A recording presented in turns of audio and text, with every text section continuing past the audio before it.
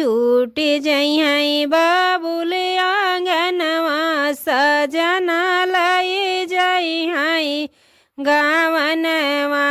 सुबह घड़ी अगहन कई दिनवा सजना लई जइहई गावनवा। घरवा माँ मम्मी रोवई द्वारे पई पापा। घरवा माँ मम्मी रोवई द्वारे पई पापा।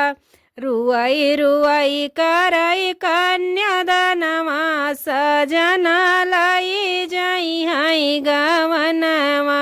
सुबह घड़ी अगहन कई दिनवा सजना लई जइहई गावनवा।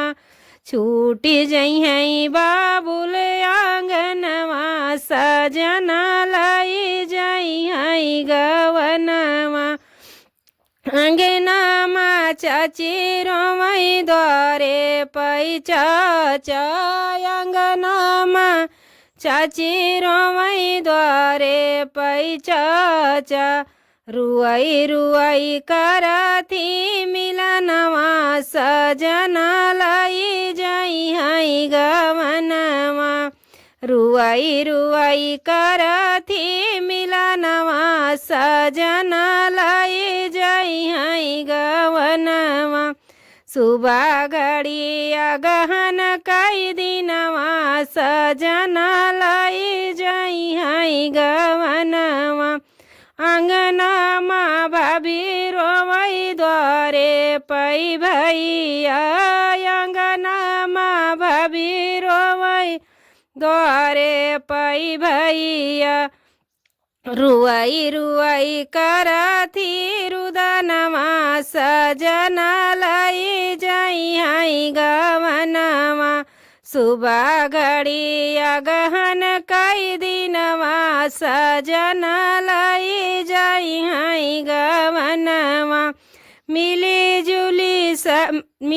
जुली लियाऊ सखिया सहियलर। मिली जुली लियाऊ सखिया सहियलर। हम तऊ पिया घर जाबैया कियली। हम तऊ पिया घर जाबैया कियली। अब नहीं होई हई मिलनवा सजना लई जइहई गावनवा। अब नहीं होई हई मिलनवा सजना लई जइहई गावनवा। सुबह घड़ी अगहन कई दिनवा सजना लई जइहई गावनवा। सुबह घड़ी अगहन कई दिनवा सजना लई जइहई गावनवा।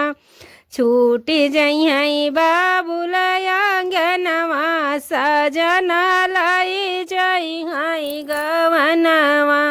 सुबह घड़ी अगहन कई दिनवा सजना लई जइहई गावनवा।